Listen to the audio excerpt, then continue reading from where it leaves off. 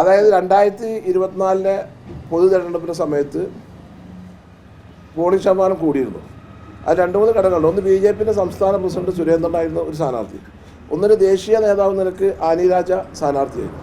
അപ്പോൾ അതിൽ എല്ലാ പാർട്ടിയും ഒന്ന് സജീവമായിട്ട് ഒരു പ്രവർത്തനം, അതുകൊണ്ട് അവരുടെയും വോട്ട് പോൾ ചെയ്തിരുന്നു. അങ്ങനെയാണ് ആ പോളിംഗ് ശതമാനം വന്നത്.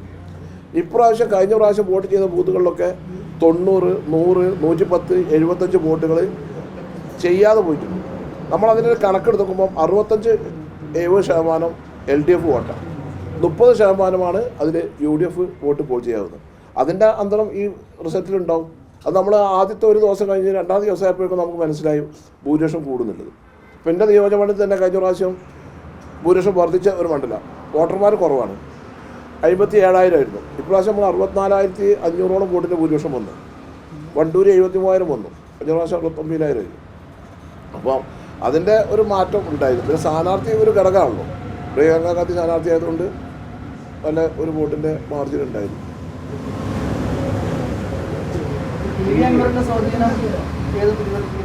കടലിൽ കായ കലക്കണമാതിരി നിങ്ങളെന്താ ഈ പറയണത്? പ്രിയങ്ക ഗാന്ധിയുടെ തിരക്കത്തിൽ PV സ്വാധീനം ഉണ്ടാകുന്നത് നിങ്ങളെന്താ ഈ പറയണത്? കാരണം ആ തെരഞ്ഞെടുപ്പ് ഈ തെരഞ്ഞെടുപ്പ് അവിടെ ഇപ്പോൾ ചോദിച്ച് അവിടെ പോയി കണ്ട് SDPക്കാരെ വിധം കൊടുത്തില്ലല്ലോ ചേലക്കരാർക്ക്, അതൊക്കെ ഇതിൻ്റെ ഭാഗമല്ലേ, അതൊക്കെ എണ്ണത്ത് കൂട്ടാൻ പറ്റും. ഇവിടെ 6 സ്വാധീനം. നിങ്ങളിപ്പോൾ പത്രക്കാർക്ക് ഒരു 1.5 മാസങ്ങൾ അൻവറിനെ കൊണ്ട് അൻവർ ആദ്യം പറഞ്ഞ കാര്യങ്ങളൊക്കെ വളരെ ക്ലിയർ ആയിരുന്നു. പിന്നെ നിങ്ങൾ അൻവറിനെ പിന്നെ അൻവറിനെ കൊണ്ട് ഇങ്ങനെ പത്രസമ്മേളനം നടത്തിക്കല്ലേ. അതിന് അൻവറിൻ്റെതായ അഭിപ്രായം ഉണ്ടാവും. അതിലിപ്പോൾ ഞാൻ അഭിപ്രായം പറയേണ്ട ഒരാളല്ല. ഈ ഇടതുപക്ഷത്തിന് വോട്ട് കുറയുകയുണ്ടായിരുന്നു. BJPയുടെ പെർഫോമൻസ് ആണെങ്കിൽ താരതമ്യേന ബെറ്റർ ആണെന്നൊരു വിലയിരുത്തലാണ് തോന്നുന്നത്. ഗവൺമെൻറ് വിരുദ്ധ തരംഗം പാർട്ടി അനുഭാവികൾക്ക് LDF CPM അനുഭാവികൾക്കൊന്നും ഒരു താല്പര്യം ഇല്ല. നമ്മൾ ഈ തെരഞ്ഞെടുപ്പിൽ കാണുന്നത് ഇപ്പോൾ ഉദാഹരണത്തിന് പിണറായി വന്നു, 3 നിയോജകമണ്ഡലത്തിൻ്റെ പരിപാടിയായിരുന്നു ഇവിടെ എറണാകുളത്തിൽ ഇടവണ്ണയിൽ വെച്ചിട്ട്. അത് നമ്മളെ ആദ്യം ക്യാപ്റ്റൻ വരുന്ന CM വരുന്ന ആ ഇതൊന്നും വോട്ടർമാരെ ക്രൗഡിനെ ആകർഷിക്കുന്ന അങ്ങനെയുള്ള ഒരു ക്രൗഡ് ആ തെരഞ്ഞെടുപ്പ് പ്രചരണത്തിൽ CM വന്നപ്പോൾ ഇല്ലായിരുന്നു. അതുതന്നെ തെരഞ്ഞെടുപ്പിൻ്റെ അവസാനത്തെ ആഴ്ചയിലാണ് വന്നത് നമ്മൾ കണ്ടു. അപ്പോൾ നമുക്കറിയാലോ ഒരു അതിൻ്റെ ഒരു പാർട്ടി പ്രവർത്തകർക്കുള്ള ഒരു ആവേശത്തിനാണിത്. 3 നിയോജകമണ്ഡലം നിലമ്പൂരും വണ്ടൂരും ഏറനാടും കേന്ദ്രീകരിച്ചായിരുന്നു ഇടവണ്ണയിൽ പരിപാടി വെച്ചിരുന്നത്. ഈ ഒരു വിജയം തീർച്ചയായിട്ടും UDFന് വലിയ ആത്മവിശ്വാസമാണ്. പാലക്കാടാണെങ്കിലും എന്താ സംശയം? ഇല്ല പെട്ടിയും ഇല്ല പോലീസും ഇല്ല മഫ്തി പോലീസും പിന്നെ മന്ത്രിമാരും എല്ലാവരും കൂടി എന്തൊക്കെ നാടകം ഉണ്ടാക്കിയത്. പിന്നെ ഒന്നുണ്ട്, ഈ വന്നുകൂടിയാനൊക്കെ ഏറ്റെടുക്കണം പാർട്ടിക്കാർ ശ്രദ്ധിക്കണം.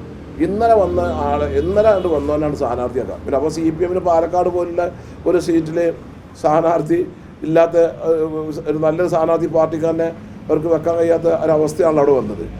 അതൊക്കെ പ്രോത്സാഹനം CPM പോലെ ഒരു പാർട്ടി കൊടുക്കാൻ പാടുണ്ട്.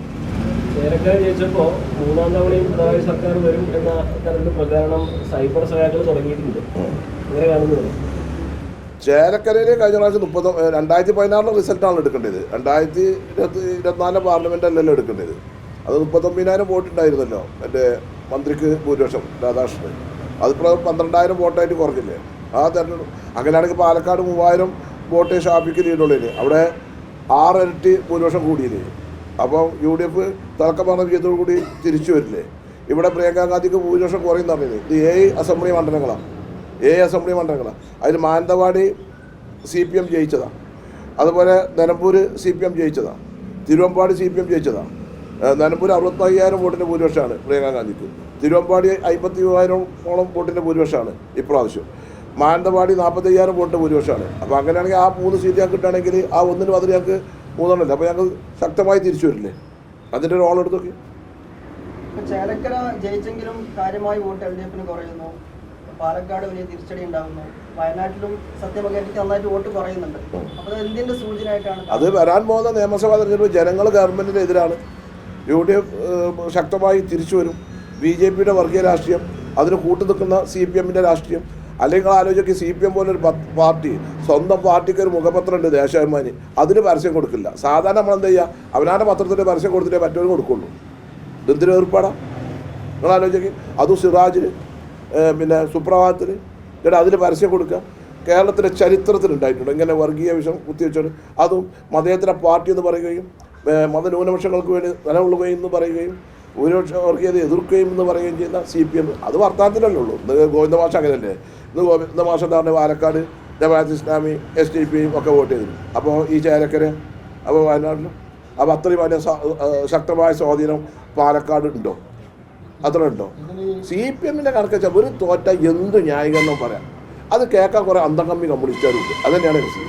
ഈ പരസ്യത്തിന്റെ കാര്യത്തിൽ സുപ്രഭാതം മാനേജ്മെന്റിന് എന്തെങ്കിലും വീഴ്ച ഉണ്ടായിട്ടുണ്ടോ? അത് അവർ പരിശോധിക്കേണ്ടതാണ്, ആ മാനേജ്മെൻറ്റ് പരിശോധിക്കേണ്ടതാണ്. അതിപ്പോൾ വീഴ്ച ഉണ്ടായിരുന്നു അതിൻ്റെ ഒരു വൈസ് ചെയർമാൻ പറയുന്നുണ്ടല്ലോ, അന്ന് ഈ ചാനലിലൊക്കെ വന്നല്ലോ. കഴിഞ്ഞ തവണയും ഇതുപോലെ ഇപ്പം തെരഞ്ഞെടുപ്പ് നടന്നപ്പോൾ പൊന്നാനിയിലും മലപ്പുറത്തും തെരഞ്ഞെടുപ്പ് നടന്നപ്പോൾ അതുപോലെ ഇതുപോലെ പരസ്യം വന്നിട്ടുണ്ട്. CPM ഇതേ സാഹചര്യത്തിൽ പരസ്യം കൊടുത്തിട്ടുണ്ട്. പക്ഷേ അതും വലിയ ഒരു ഇളക്കമൊന്നും ഉണ്ടാക്കിയില്ല. UDF കാര്യമായി വോട്ട് കിട്ടുന്ന ഒരു സാഹചര്യമൊക്കെ ഉണ്ടായി. ഇത് വീണ്ടും തുടരുകയാണ് ഈ ഒരു സംഭവം. അപ്പോൾ ഇതിൽ ശരിക്കും ഉത്തരവാദിത്വം ആർക്കാണ്? പത്ര മാനേജ്മെന്റിനാണോ അതോ സംസ്ഥയ്ക്കാണോ? അത് പരസ്യം കൊടുക്കുന്നത് CPM അല്ലേ. പിന്നെ പണം കിട്ടുമ്പോൾ എന്ത് പരസ്യം കൊടുക്കണം എന്നുള്ളത് പത്രത്തിൻ്റെ മാനേജ്മെൻറ്റും അത് ഏത് ഇതിനു വേണ്ടിയാണ് ആ പത്രം നിലകൊള്ളുന്നത് അതിൻ്റെ ആശയങ്ങൾക്കനുസരിച്ച് അവർ തീരുമാനിക്കേണ്ടതാണ്. ഇതൊക്കെ ജനവിലയത്തിൻ്റെ ഭാഗമായിട്ടാണല്ലോ ആ തെരഞ്ഞെടുപ്പ് സമയത്ത് ആ പരസ്യം കൊണ്ട് പാലക്കാട് ഇത്രയധികം നല്ല റിസൾട്ട് UDF ഉണ്ടാകാൻ കാരണം. സാധാരണക്കാരായ കമ്മ്യൂണിസ്റ്റുകാർക്കൊന്നും ആ പരസ്യമായി കൊടുത്തതിൽ യാതൊരു യോജിപ്പില്ലല്ലോ.